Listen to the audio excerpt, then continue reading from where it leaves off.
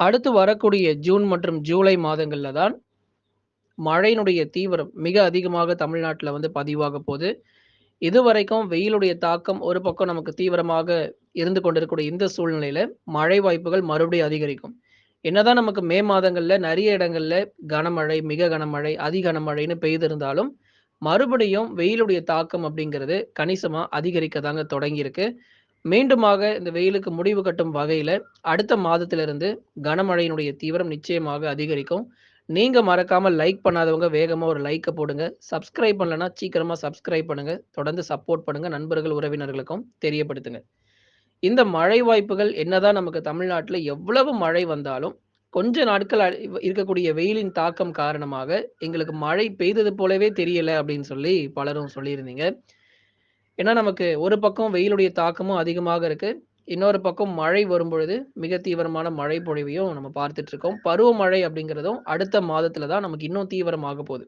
பருவமழையினுடைய தீவிரம் ஜூலை 2வது, 3வது வாரத்துல அதிகரிக்க வாய்ப்பு இருக்கு.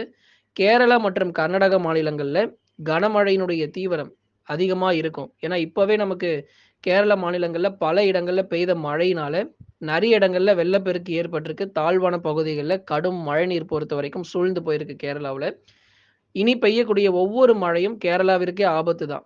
ஏன்னா, கடுமையான வெள்ளப்பெருக்கு ஏற்படுத்துற அளவுக்கு மழை வந்தாச்சு. ஆனா, பருவமழையே நமக்கு இனிமே தான் தீவிரமடைய போதுங்கிறதுனால, இன்னும் நமக்கு அதிகப்படியான மழை கேரளா மற்றும் கர்நாடகாவுல பதிவாகிறதுனால, மேட்டூரினுடைய நீரின் அளவு ஏன்னா கர்நாடகாவுல மழை வாய்ப்புகள் அதிகரிக்க போதுங்கிறதுனால, மேட்டூருடைய நீர் அளவும் அதிகரிக்கும். அதேபோல மேற்கு தொடர்ச்சி மலையொட்டிய பகுதியில் இருக்கக்கூடிய அனைத்து அணைகளும் சீக்கிரமாக நிரம்புவதற்கான வாய்ப்பு இருக்கு. ஏன்னா இதுவரைக்கும் பல அணைகள் வேகமாக நிரம்பிக் கொண்டிருக்கு. ஒவ்வொரு மழையிலயும் கணிசமாக அந்த நீர் மட்டம் உயர்கிறத நம்மளால பார்க்க முடியுது. இதற்கடுத்து வரக்கூடிய ஜூன் மற்றும் ஜூலை மாதங்கள்ல பெய்யக்கூடிய தீவிரமான மழை காரணமாகவும், அணை மட்டம் வேகமாக உயர்ந்து காணப்படக்கூடும். தொடர்ச்சியாக இந்த வருஷம் நமக்கு மேட்டூருக்கு அதிக அளவுல தண்ணீர் வரத்து அப்படிங்கிறது உறுதியா நம்ம எதிர்பார்க்கலாம். ஏன்னா நமக்கு ஜூலை மற்றும் ஆகஸ்ட் மாதங்கள்ல தான் தென்மேற்கு பருவமழை கர்நாடகா மற்றும் மகாராஷ்டிரா மாநிலங்கள்ல ரொம்ப தீவிரமா இருக்கும். ஜூன் மாதங்கள் கூட ஒரு கனமுதல் மிக கனமழை தான் இருக்கும்.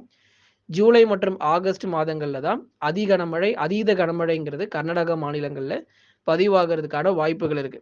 இப்ப நமக்கு எப்படி அக்டோபர் மாதத்துல மழை பொழிவுகள் இருக்குமோ, அதுபோல தான் இந்த ஜூன் மாதங்களிலும் கர்நாடகாவுல மழை பதிவாகும். நவம்பர் மற்றும் டிசம்பர்ல எப்படி நமக்கு வெள்ளப்பெருக்கு ஏற்படுதோ, தமிழக கடலோர மாவட்டங்கள்ல நவம்பர், டிசம்பர்ல எப்படி நமக்கு வெள்ளப்பெருக்கு ஏற்படுதோ, அதேபோல இந்த ஜூலை, ஆகஸ்ட் மாதங்கள்ல கர்நாடகா மற்றும் மகாராஷ்டிரா மாநிலங்கள், கேரளாவிலும் மிக கடுமையான வெள்ளப்பெருக்கு அப்படிங்கிறதெல்லாம் பதிவாக வாய்ப்பு இருக்கு. தமிழ்நாட்டிலும் அநேக இடங்கள்ல இந்த கனமழை தீவிரம் நிச்சயம் அதிகரிக்கும். இன்னும் ஒரு 4 நாட்களுக்கு மழை வாய்ப்புகள் கிடையாது. வெயிலுடைய தாக்கம் தான் ரொம்ப அதிகமாக இருக்கும். பல இடங்கள்ல வெயிலுடைய தாக்கம் அதிகமாக இருந்தாலும், இந்த மே 30, 31ல சில மாவட்டத்தில் பகுதியாக மிதமான மழையும், ஜூன் முதல் வாரத்திலிருந்து கனமழையும் தீவிரமாகும். லைக் பண்ணுங்க, சப்ஸ்கிரைப் பண்ணி தொடர்ந்து சப்போர்ட் பண்ணுங்க.